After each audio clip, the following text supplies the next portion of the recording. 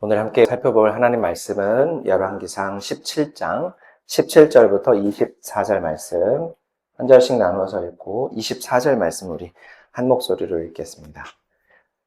이 일 후에 그 집 주인 되는 여인의 아들이 병들어 증세가 심히 위중하다가 숨이 끊어진지라.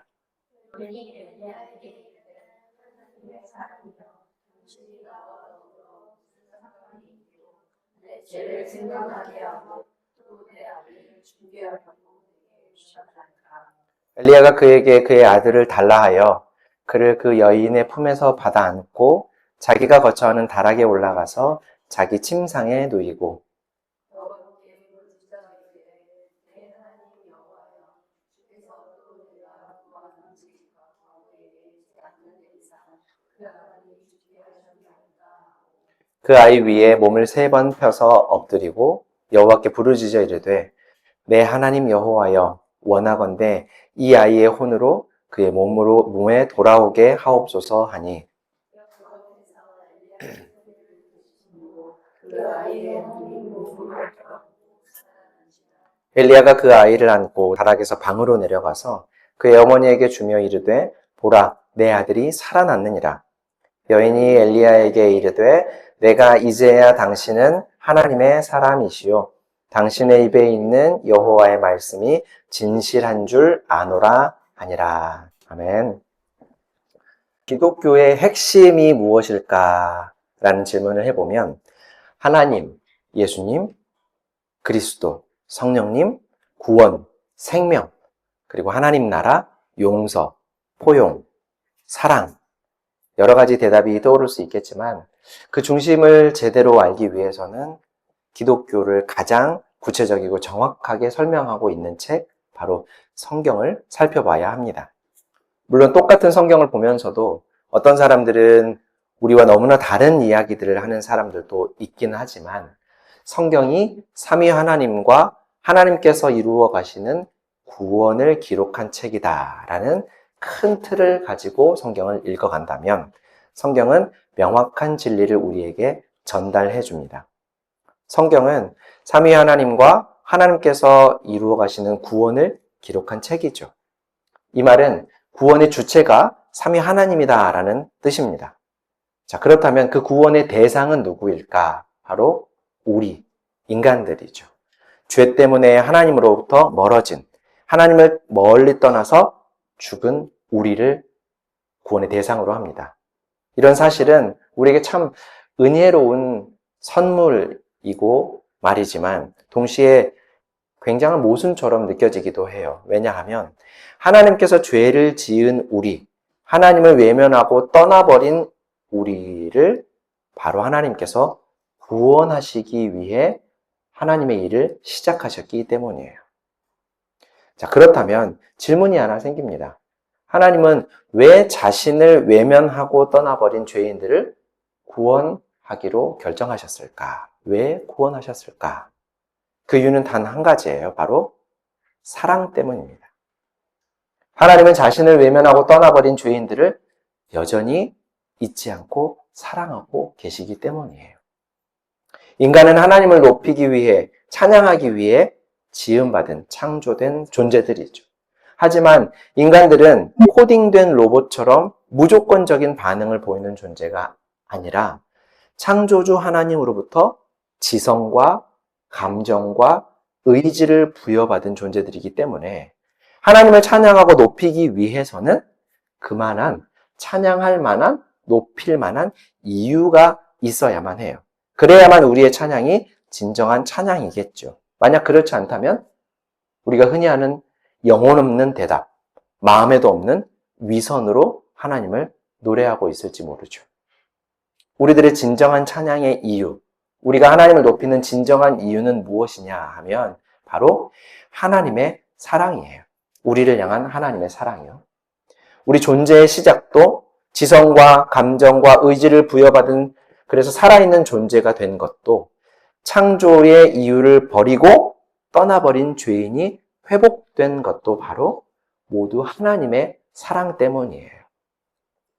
생명을 주시는 하나님을 떠나서 스스로 밑빠진 독을 채우려고 힘쓰고 발버둥 치던 죄인들의 안타까움을 긍휼히 여기시는 하나님의 사랑이 바로 우리가 구원받은 이유이고 우리가 하나님을 찬양하며 높이는 유일한 이유이죠. 특히 우리를 구원한 하나님의 사랑이 다른 사랑과 구별되는 점이 한 가지 있는데 그것은 바로 공감입니다. 원래 하나님은 절대 우리의 처지와 상황에 공감할 수 없는 존재예요. 왜냐하면 하나님은 죄가 없으시고 부족한 게 없으시며 고통도 모르시는 완전한 분이시기 때문입니다. 그러니 죄가 없는 하나님은 죄 때문에 구원이 필요한 존재들의 고충을 절대로 알 수가 없고 모든 만물을 창조하신 하나님이시기 때문에 부족한 것 투성이인 우리를 알 수가 없어요. 무엇보다 생명의 공급자이신, 그러니까 생명을 주시는 분인 하나님은 하나님을 떠나서 생명을 잃어가는 우리를 공감할 수가 없는 거죠. 하나님 안에는 생명이 풍성하니까요. 끊이지 않으니까요. 하지만 하나님은 그런 우리를 사랑하시는데 우리의 처지와 상황에 공감하시고 직접 우리와 같은 처지에 스스로를 가두시기까지 하셨습니다. 바로 예수님께서 우리와 같은 인간이 되신 일이죠. 그 일을 기념하는 날이 우리가 그렇게 좋아하는 성탄절이고요. 또 조금 어려운 말로는 성육신이라고 해서 하나님이신 예수님께서 인간의 육체 안에 들어오셨다, 육체를 입으셨다라는 말입니다. 예수님은 단지 인간의 몸을 옷 입듯이 입으신 정도가 아니었어요. 우리가 겪는 모든 어려움을 모두 함께 겪으셨다라고 성경이 말합니다. 히브리서 4장 15절 말씀 우리 같이 한번 읽어볼게요. 우리의 대제사장은 우리의 연약함을 동정하지 못하시는 분이 아닙니다. 그는 모든 점에서 우리와 마찬가지로 시험을 받으셨지만 죄는 없으십니다. 여러분, 그래서 우리를 향한 하나님의 사랑은 단순한 연민이 아니라 깊은 공감에서 비롯된 거예요. 성경은 깊은 공감의 사랑으로 우리를 구원하신 하나님을 우리에게 설명해주고 소개해주고 보여주는 책입니다. 하나님은 성경에 등장하는 인물들의 삶 속에서도 일하셨고 지금 우리의 삶 속에서도 동일하게 일하고 계시죠. 그래서 우리는 그 사랑으로 다스리시는 하나님의 나라를 소망하고 기대하며 기다리며 살아가는 사람들입니다. 자, 오늘 본문에서도 우리가 이와 같은 내용을 발견할 수 있기를 바라요. 자, 오늘 본문은 지난주 말씀에 이어지는 내용입니다. 엘리야 선지자는 시돈 지역에 있는 사르밧이라는 마을에 살던 과부를 찾아갔었죠. 그녀는 어린 아들과 단둘이 살아가고 있었고 가족을 책임져줄 남편이나 보호자가 전혀 없는 딱한 상황이었어요. 여성이 경제활동을 거의 할 수 없었던 당시 상황에서 그들은 마지막 남은 밀가루 한 줌과 약간의 기름으로 마지막 식사를 하고 죽을지 모른다는 마음의 준비를 하고 있었습니다. 하나님은 그런 그들을 구원하시기 위해 엘리야를 그곳에 보내셨던 겁니다. 시돈은 지난주에도 우리가 얘기했던 것처럼 풍요의 신 바알을 숭배하던 우상의 중심지였어요. 그러나 정작 그곳에 살던 과부와 아들은 생존조차 위태로운 상황에 놓여 있었다라는 것이죠. 지금까지도 그랬지만 이방인은 하나님의 구원에서 제외된다라고 여기는 이스라엘 사람들의 생각과는 달리 하나님은 이방인이었던 이 두 사람을 살리기 위해서 엘리야를 보내셨고 그들을 정말로 구하셨습니다. 한편 하나님을 거역하고 온갖 악행을 저지르던 아합 왕과 그가 다스리던 북이스라엘 왕국은 3년 반 동안 비가 내리지 않았대요. 그동안 이스라엘은 국가적인 재난 상황이었던 반면에 오히려 바알 신앙의 중심지였던 시돈, 그 중에서도 사르밧 과부의 집에는 하나님의 선한 공급하심이 끊이지 않고 있었어요. 하나님의 사람 엘리야가 머물고 있던 그 집에는 밀가루와 기름이 떨어지지 않았고 그들은 하나님의 공급하심으로 평안을 누리며 생활할 수 있었다라는 것. 참으로 아이러니한 상황이죠. 자, 그런데 그런 기적의 현장 가운데 또 한 번의 큰 사건이 일어납니다. 과부의 아들이 병이 들었고 증세가 점점 심해지더니 결국 숨을 거두고 말았다는 거예요. 사랑하는 가족을 잃은 것은 하늘이 무너지는 듯한 슬픔을 경험하는 일이죠. 그러나 그 중에서도 가장 깊고도 고통스러운 슬픔은 자식을 먼저 보낸 부모의 마음일 거라고 생각해요. 지난주에 드라마 폭삭 소가수다, 또 사가수다를 할 뻔했네. 소가수다를 몇 편 봤어요. 막내 아들을 잃고 슬픔에 울부짖던 엄마와 아빠를 보았습니다. 극 중에서 무쇠라고 불리던 아빠는 막내 아들을 잃고 인생에서 처음으로 무너져 내렸다. 이런 설명을 하더라고요. 그리고 엄마는 남은 자녀 때문에라도 살 수밖에 없었다. 라고 말은 하지만 자신 때문에 아들이 죽은 것만 같아서 살기도 싫고 살 수도 없을 것만 같았다라고 당시를 회상하더라고요. 사르밧의 과부도 그랬겠죠.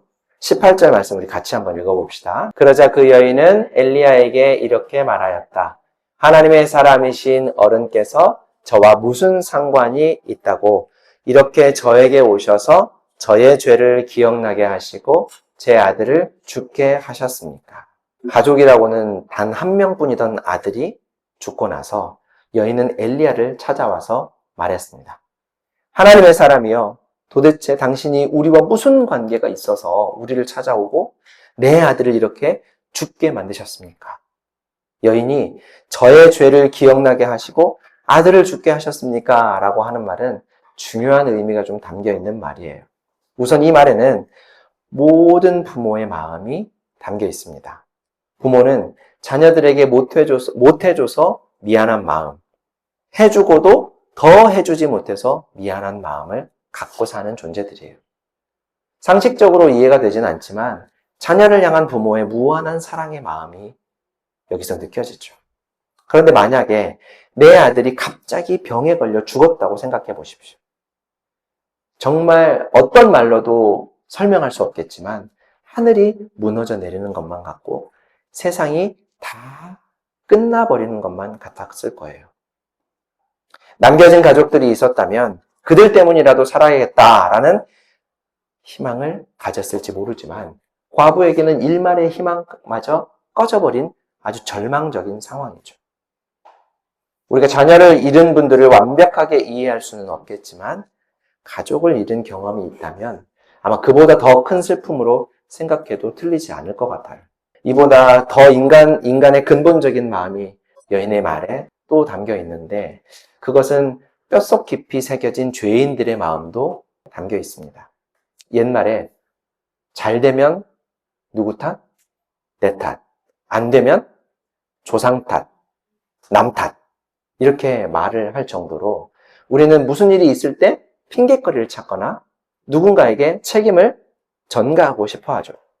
성경이 우리에게 소개하는 첫 번째 범죄의 현장에서도 하나님께서 아담을 찾아와 선악을 알게 하는 나무의 열매를 먹은 불순종에 대해서 물으시자 아담이 어떻게 대답했습니까? 하나님이 내게 보내주신 여자가 나에게 그 열매를 주었기로 내가 먹었습니다.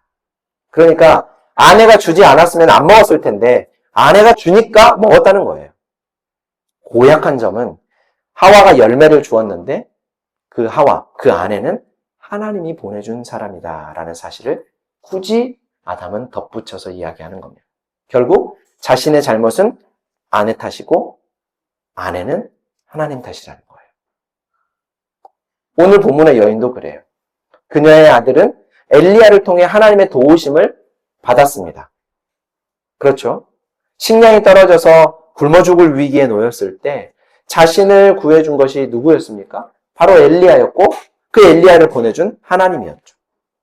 그런데 여인은 하나님의 사람이여 당신이 나와 무슨 상관이 있기에 우리와 아무런 상관도 없는 당신이 왜 우리를 찾아와서 공연히 내 아들만 죽게 이렇게 만들었습니까? 이런 사단을 내고 있습니까? 라고 말했던 거예요. 그러니 아담의 말과 굉장히 비슷하죠. 굳이 엘리야를 하나님의 사람이라고 부르면서 탓하고 있는 모양새가 아담과 굉장히 닮아 있어요. 아들의 죽음을 엘리야와 하나님의 탓으로 돌리고 있는 것이죠. 여러분, 이런 상황이야말로 물에 빠진 사람 건져줬더니 보따리 내놓으라는 격 아니겠어요? 굶어 죽을 위기에 처한 모자를 살려줬더니 아들이 엘리야와 하나님 때문에 죽었다라고 엘리야와 하나님 탓을 하고 있는 거잖아요. 아들을 잃은 상황에서 그때 죽을 사람들을 지금까지 살려주셔서 고맙습니다라고 말할 수는 없겠지만, 이런 말을 요구할 수는 없겠지만, 적어도 내 아들이 당신과 당신을 보낸 하나님 때문에 죽었습니다 라고 말하는 것은 너무 지나친 이야기 아닐까요? 그러니까 한편으로는 이해도 되는 것이, 아들이 죽었는데 무슨 말인들 못하겠는가라는 생각을 할 수도 있죠. 이 말이 그녀의 진심인지 아닌지 하나님만 아시겠지만, 아니, 왜 이해할 수 없는 말들을 이렇게 할까라는 생각도 하게 돼요. 그녀는 내 아들의 죽음으로 인해서 내 죄가 떠올랐습니다 라는 말도 하고 있습니다. 한편으로는 내 죄 때문에 아들이 죽었다라고 말하는 것인데, 이것도 그 죄를 떠오르게 한 주체가 하나님과 엘리야라고 말하고 있어요. 그런데 정말 하나님께서 그녀의 죄 때문에 그 아들을 죽이셨을까? 절대로 그렇지 않죠. 성경 에스겔 18장 20절 말씀 우리 같이 한번 읽어볼게요. 죄를 지은 영혼, 바로 그 사람이 죽을 것이며 아들은 아버지의 죄에 대한 벌을 받지 않을 것이며 아버지가 아들의 죄에 대한 벌도 받지 않을 것이다.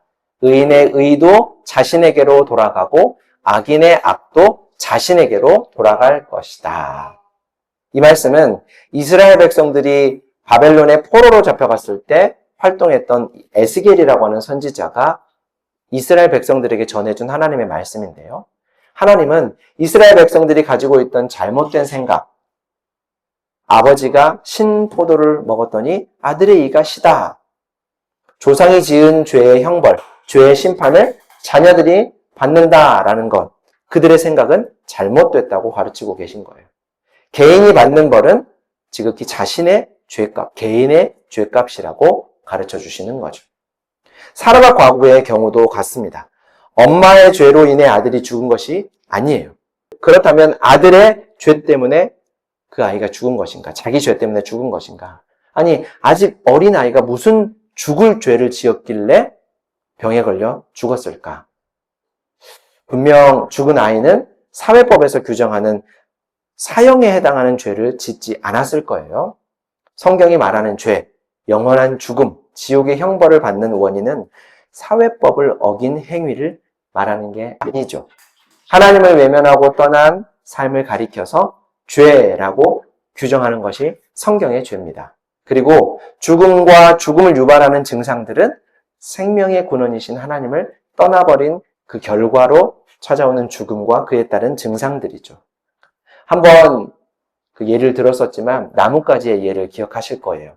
나뭇가지가 원줄기에서 똑 하고 끊어져서 떨어지면 곧바로 말라 비틀어지는 것이 아니라 줄기로부터 양분을 공급받지 못해서 점점 말라가기 때문에 한순간에 다 마르지 않지만 한동안 살아있지만 줄기로부터 양분을 공급받지 못하면서 점점 말라가기 때문에 나뭇가지는 사실 떨어짐과 동시에 죽은 것이나 다름이 없는 거죠. 죽을 운명인 거죠. 생명을 공급하시는 하나님으로부터 떨어져 나온 우리의 상황이 그와 같다라는 겁니다. 과거에 죽은 아들은 우리가 생각하는 것처럼 사형에 해당하는 사회법을 어긴 일은 없었을 거예요. 하지만 모든 사람이 하나님에게서 떨어져 나간 죄로 인해 죽음은 언제든 인간의 삶에 찾아올 수 있는 결과물이라는 거죠. 그리고 우리가 익히 아는 대로 죽음에는 딱히 순서도 없습니다. 나이가 많다고 해서 먼저 죽거나 어리다고 해서 나중에 죽는 법이 없다는 거죠. 그래서 우리가 사는 동안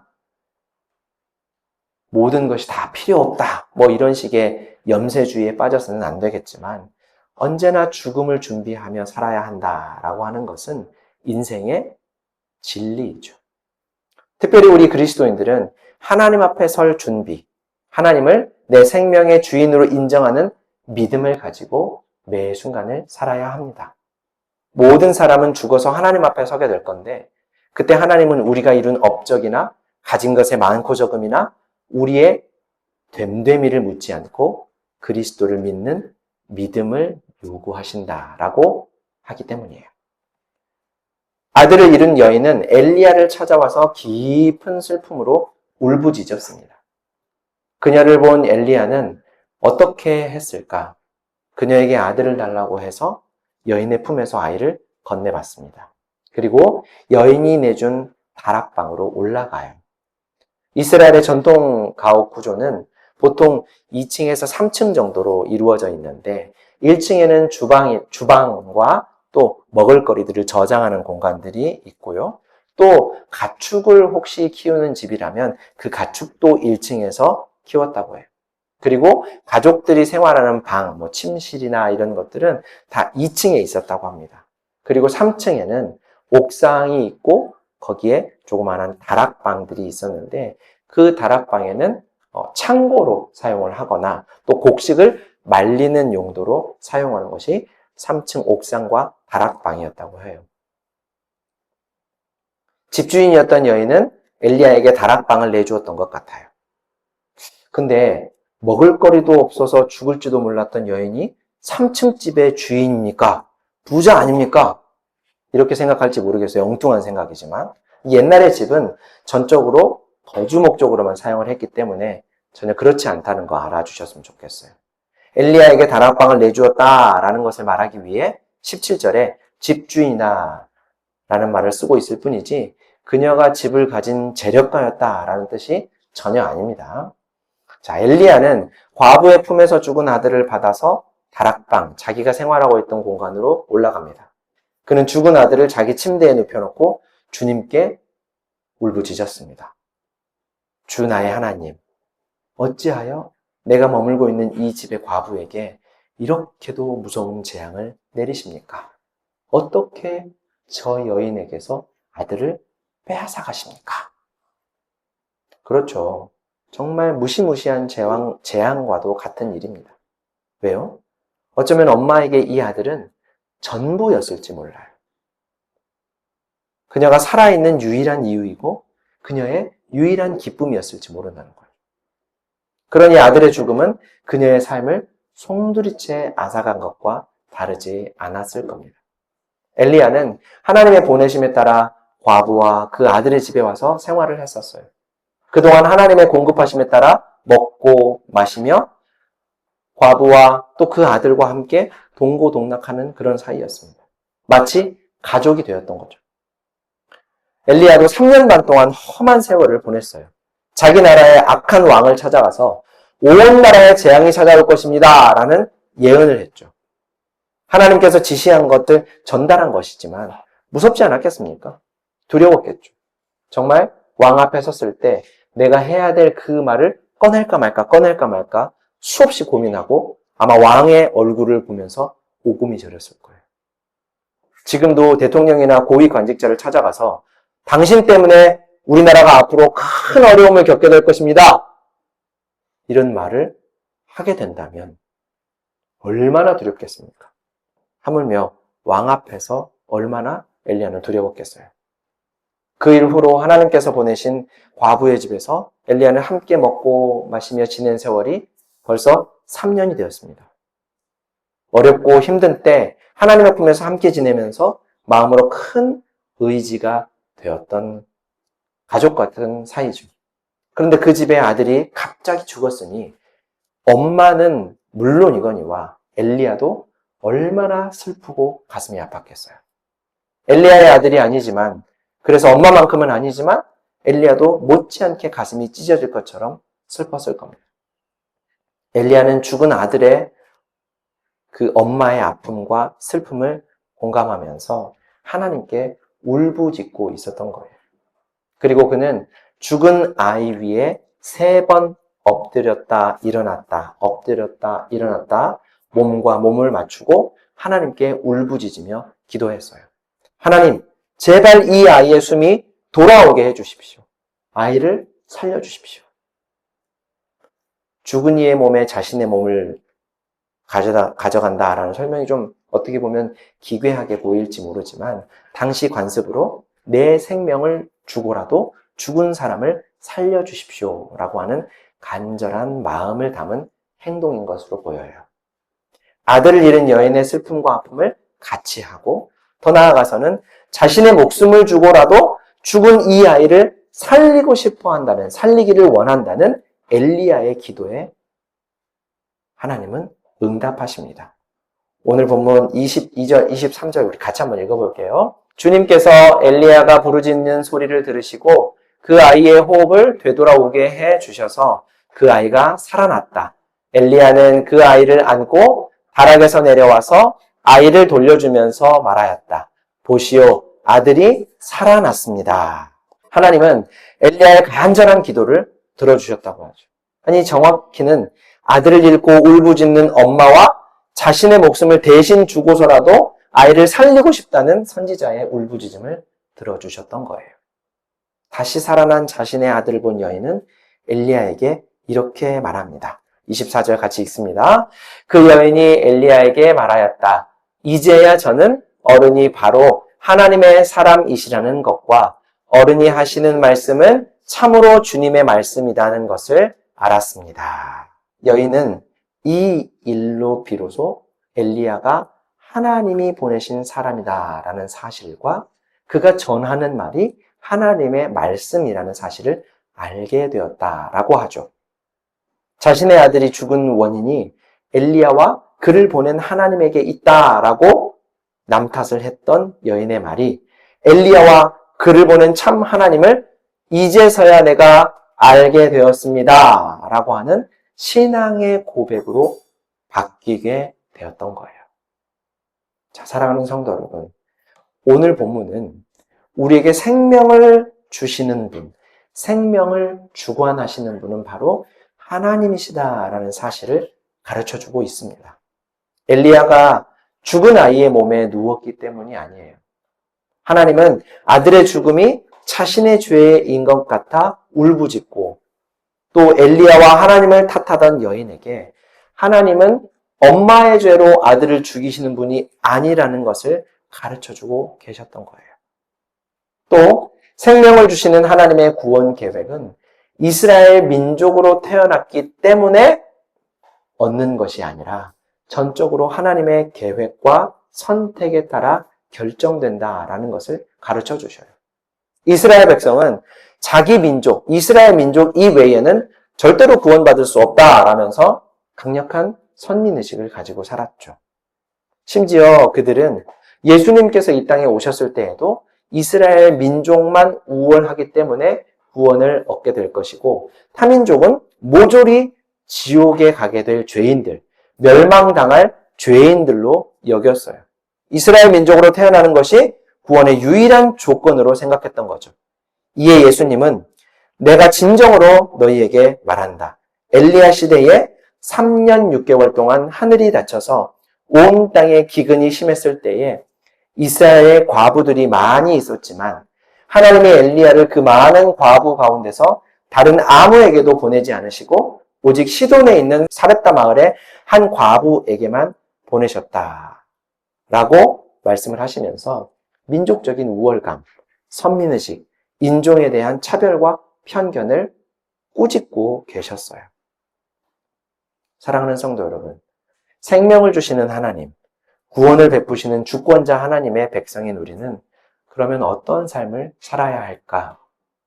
그리스도인, 하나님의 백성이라는 우리의 정체성은 다른 사람을 무시하는 우월감이 아니라 오히려 너의 이웃을 내 몸처럼, 너의 몸처럼 사랑하라 라고 말씀하신 예수님의 말씀을 따라 사랑하며 살아가야 하는 거예요.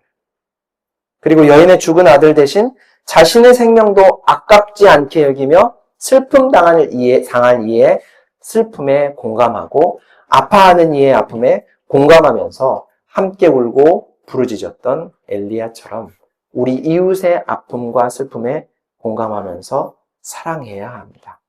그가 그리스도인이건 비그리스도인이건 상관없이 나와 같은 생각을 가진 이웃이건 다른 생각을 가진 이웃이건 상관없이, 그가 나와 같은 지역 사람이건 다른 지역 사람이건 상관없이, 어떤 조건을 가진 사람이건 상관없이 아픔과 슬픔에 공감하고 사랑할 때 그곳에 비로소 하나님의 나라가 실현되고 우리를 통해 하나님의 살아계심과 영광이 만천하에 드러나게 될 것입니다. 기도하겠습니다. 사랑과 은혜가 풍성하신 하나님 우리 아버지, 우리들의 삶을 지켜주시니 참 감사합니다. 매일 우리가 살아가는 일상은 기쁨과 즐거움만 있지 않고 때로는 화나고 억울하고 슬프고 고통스러운 일들도 반복됩니다. 우리 주님은 우리의 이런 아픔과 슬픔, 고통스럽고 분노를 일으키게 하는 일들까지도 다 아시고 동일하게 이러한 일들을 겪으셔서 공감하시기 때문에 자신의 목숨도 아끼지 않고 우리를 사랑하시고 영원한 나라로 이끌어 주시는 분임을 우리가 믿습니다. 우리가 살아가며 겪는 온갖 어려움과 고통 중에 두렵고 낙심될 때 영원한 생명을 주시는 하나님, 우리를 사랑으로 구원하시는 하나님을 온전히 믿는 믿음으로 꿋꿋이 이겨내고 견디게 하여 주옵소서. 참 평안과 안식을 주시는 하나님의 통치를 바라는 우리가 되게 하여 주시고 하나님을 떠난 우리 이웃들의 아픔과 슬픔을 공감하고 내 몸처럼 사랑하며 살아가는 우리가 되게 하사 우리 삶의 현장에 온전한 하나님 나라가 실현되게 하여 주옵소서. 예수님의 이름으로 기도합니다. 아멘.